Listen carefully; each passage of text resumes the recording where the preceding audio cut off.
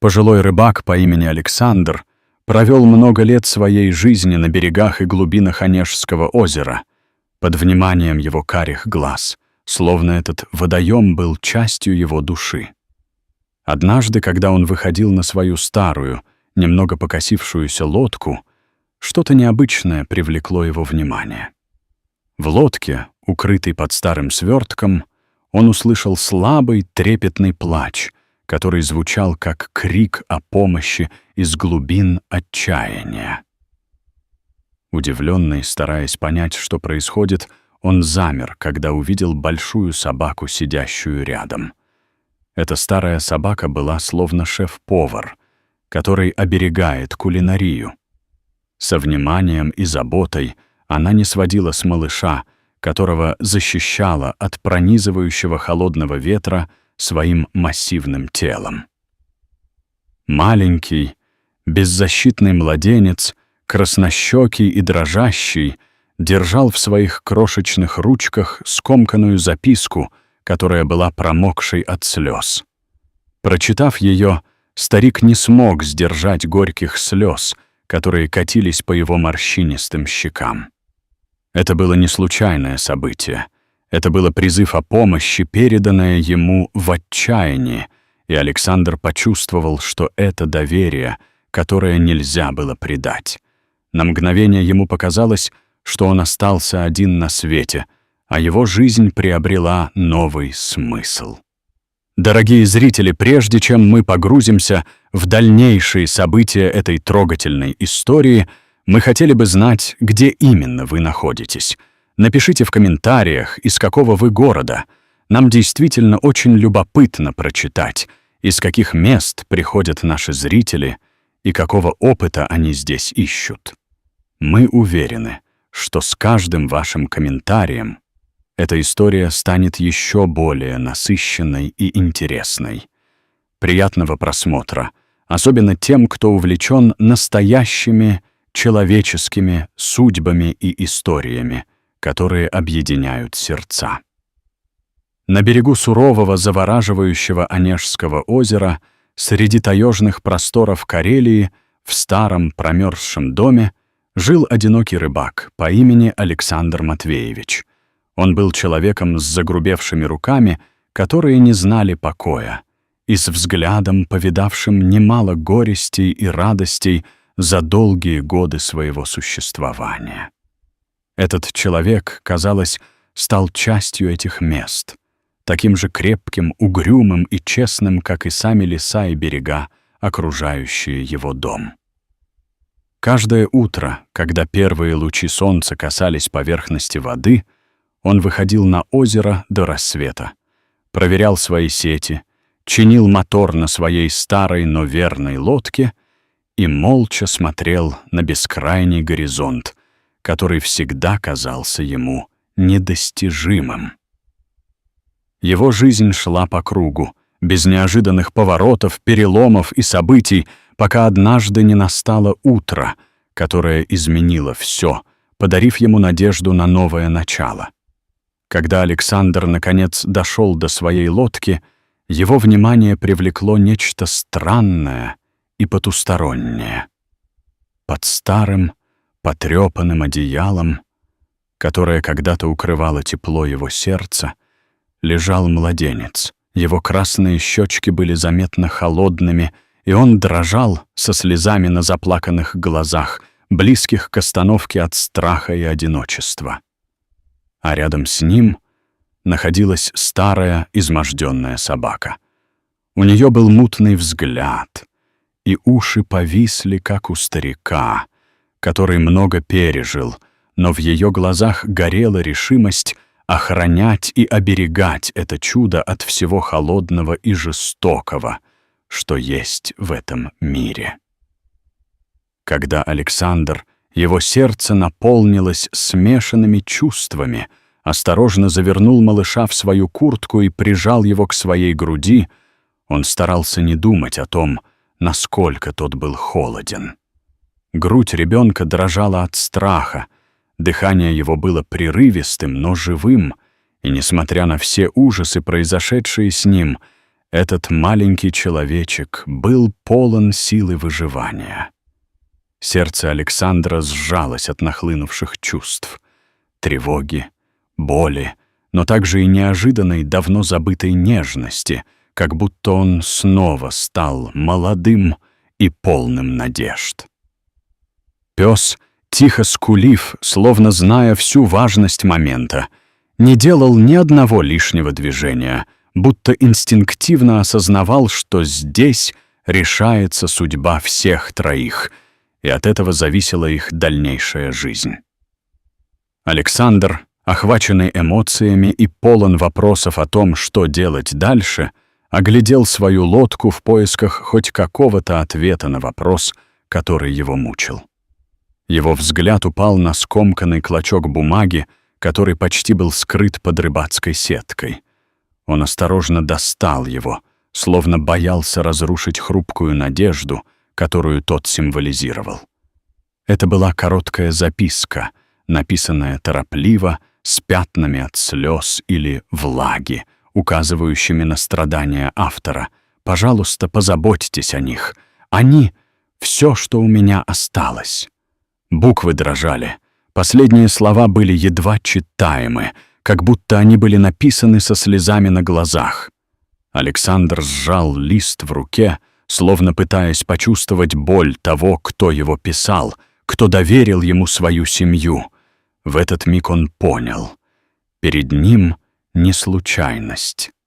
Это было доверие, на которое нельзя было посягать, и это ощущение становится еще более глубоким, как корни древнего дерева, прорастающие глубоко в землю. Вернувшись в свой скромный дом, который стал для него убежищем, Александр развел печь, стараясь как можно быстрее наполнить жилище теплом, которое не только согревало физически, но и душевно. Сквозняки сквозили по полу, и ветер выл в трубе, придавая всему происходящему атмосферу нереальности и тревоги. Но в центре комнаты, среди старых вещей и тени рассказов, которые застыло на стенах, начал постепенно оживать островок. Огонь в печи и закутанный в одеяло ребенок на старом диване, который когда-то был полон радости. Александр, его руки тряслись от волнения, достал из шкафа банку с сухим молоком, которое давно оставили от тех времен, когда к нему навещали внуки. Он бережно развел смесь в теплой воде, проверил на запястье температуру и осторожно поднес бутылочку к губам малыша. Ребенок отреагировал, сначала вздрогнув от необычного ощущения тепла, а затем жадно начал пить, будто в этом глотке содержалось все его прошлое, настоящее и будущее, и будто это был его последний шанс. Александр сидел рядом, затаив дыхание и с трепетом наблюдая, пока это крошечное существо, казавшееся таким уязвимым, у него на руках насыщалось и, наконец, слабо засыпало, обретая немного покоя на жестокой земле. Пес тем временем устроился у ног своего хозяина, обвив хвостом его лапы, и неусыпно наблюдал за каждым движением старика, на чью заботу он теперь мог полагаться. Его глаза, мутные и уставшие, были полны благодарности и нежности, но в них еще тлела некая настороженность, словно он все еще не до конца поверил, что они в безопасности и что новый неведомый мир наполнился светом и надеждой, на которые они были способны рассчитывать.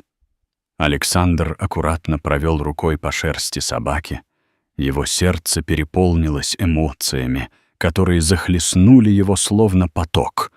Шерсть была спутанной, под кожей прощупывались кости, и старик, глядя на нее, чувствовал, что эта собака пережила столько же, сколько и он. «Мы выберемся», — пробормотал он успокаивающим тоном, обращаясь не только к псу, но и к своему новому другому, малышу, который теперь стал частью его сущности. Это было больше, чем просто обязательство. Это была клятва, которую он дал, и он понимал, что с этого дня он уже не один, что он стал защитником, обеими руками обхвативший новую судьбу. В его доме, полном старых теней и воспоминаний, зажглась новая жизнь, которая теперь потребовала от него заботы, любви и защиты, возможно, большей, чем когда-либо. С ясной, полной надежды душой он обратился за помощью к единственной, кому по-настоящему доверял — Вере, местному фельдшеру, недавно пережившей свои собственные трудности. Она осмотрела малыша и собаку, без единого слова слушая рассказ Александра о том, что произошло, и о том, как он оказался в этой сложной ситуации. «Ты понимаешь, что если нас узнают, ребенка заберут, а пса усыпят?» Задумчиво произнесла она. Ее голос был полон тревоги и осознания потенциального счастья, которое уже стало такой важной частью этой жизни. «Я их не отдам», — произнес старик с непокорным взглядом, полным решимости, словно клялся небесам, что может спасти и защитить тех, кого полюбил, понимая, что под его крышей больше ничего не может случиться плохого. От этой простой мысли, от простой веры в себя, в его сердца появилась надежда, что они могут начать новую жизнь, и ему не нужно будет никогда снова терять кого-то из своих любимых. Они скрывали малыша несколько дней, изо всех сил стараясь сохранить внимание к заметным мелочам вокруг, начиная от того, что замки на окнах замирали, когда приближался ветер, и до того, как Александр укреплял дом, прикрывал окна, прятал все лишнее. Каждую ночь он сжигал мусор, выбрасывая все ненужное, чтобы никто не видел, что стало привычным в их новой жизни, и в то же время стараясь сохранить яркую память о том, что они имели. Но однажды, возвращаясь от Веры, он столкнулся с Сергеем Андреевым, участковым, которого все больше интересовал его деятельный образ жизни. Тот подозрительно посмотрел на санки с сетями, словно заподозрив неладное. Александр, интуитивно поняв всю неизбежность ситуации, понял — времени осталось немного, и если не действовать быстро, здесь больше ничего не останется. Он был против этого, не хотел возвращаться к тому, что давно покинул и не собирался больше вспоминать. Они с Верой нашли способ увести малыша к Илье Михайлову, высококвалифицированному бывшему следователю, живущему в глухом поселке южнее, который когда-то вел дело о пропавшей женщине Анастасии Кузнецовой. Илья, агрессивно бывший готов помочь, знал, что за исчезновением стоит местный олигарх Громов, желавший захватить землю семейства, и осознание того, насколько драгоценна была эта жизнь. Путь через зимний лес оказался настоящим исповеданием, полным страха, одиночества и борьбы за выживание. Александр шел, преодолевая боль с ребенком и собакой, извиваясь в морозном воздухе, который обжигал дыхание и ставил его на колени от усталости. Петр, положительно напряженный, все время держался за руку старика, словно искал поддержку и защиту в этом бушующем снежном беспределе. Наконец, в доме Ильи они нашли приют, и тот, полон веры, как и старик, понимая важность момента, обещал, что теперь они в безопасности. Там же Александр показал найденную в лодке записку и старое одеяло с вышивкой ААК, демонстрируя все свои улики. Илья будто был полон преданности, собрал доказательства, нашел свидетелей и вскоре добился, чтобы история вышла наружу. Но Громов, преследуя свои цели, не дремал. Его темная тень все еще окутывала местное население. В деревню пришли его люди, созданные, чтобы принуждать к покорности. Александр, вспомнив, что нельзя терять ни секунды времени, отвлек преследователей.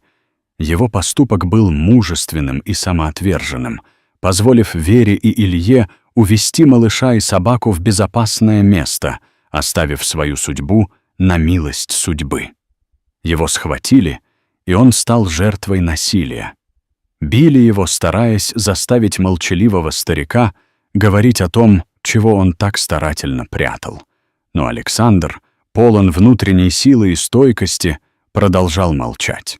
Но благодаря усилиям Ильи и Веры история дошла до независимых журналистов, которые, рискуя карьерой, начали публиковать материалы о деле Кузнецовых. Волну возмущения прокатилась по стране, и об обществе разразился слух. В новостях обсуждали исчезновение семьи, давление на следствие, коррупцию. Начались проверки, последовали громкие увольнения, и Громов, почувствовав, что его царство рушится, попал под следствие. Сергей Андреев не только был отстранен от службы, но и допрошен как пособник в сокрытии преступлений.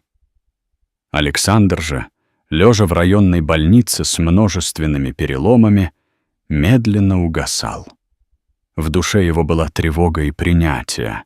Он почти не говорил, но каждый день ждал Веру, надеясь, что она принесет с собой обещание новой надежды. Она приходила к нему с новостями, держала его за руку, рассказывала, как малыш уже улыбается, как собака снова начала есть и понемногу приходить в себя. Его глаза светились доброй, тихой радостью и гордостью. Он чувствовал, что все было не зря, и все это принесло в его жизнь что-то большее, чем просто заботу. Оно возродило в нем чувство принадлежности. Однажды она принесла ему свидетельство о рождении ребенка, теперь официально признанного, Данила Алексеевича Кузнецова. Александр с трудом улыбнулся от волнения. «Мой мальчик», — прошептал он, и эти слова стали его последними, музыкальным шепотом любви, уходящей в небеса. Его похоронили на берегу Онежского озера, где волны шептали ему о вечном покое, как о покое, которого он так хотел и который, наконец, мог обрести. Данила, покачиваясь, рос в любви и заботе. Вера, становясь ему матерью, наставницей и опорой, окончательно заполнила пустоту, оставленную его отцом. Она рассказывала ему о доброте, справедливости и о силе правды, которую невозможно уничтожить, и о том, что она всегда будет с ним.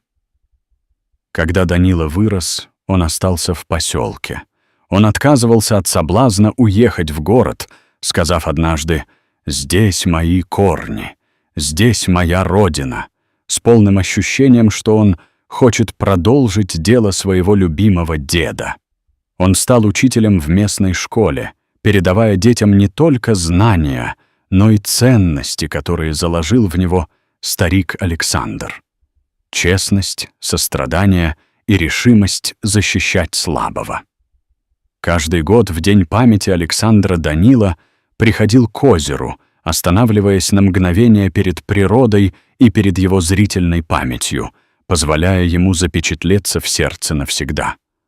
Он приносил цветы, клали их у могилы и долго сидел в тишине, вспоминая каждое слово, каждый поступок. И в конце, когда уходил, всегда тихо шептал «Спасибо», произнося эти слова с глубокой искренностью, какой никогда не получал и какой всегда мечтал иметь. Дорогие зрители, что вы думаете об этой трогательной и глубокой истории, которая призывает нас задуматься о настоящих ценностях? Пожалуйста, расскажите, что вы об этом думаете в комментариях и поделитесь своим мнением, ведь именно ваши мысли добавляют весомость каждому рассказу. А если вам понравилось это видео, то, пожалуйста, ставьте лайк и подписывайтесь на наш канал, чтобы не пропустить новые истории, которые могут тронуть сердца. До свидания.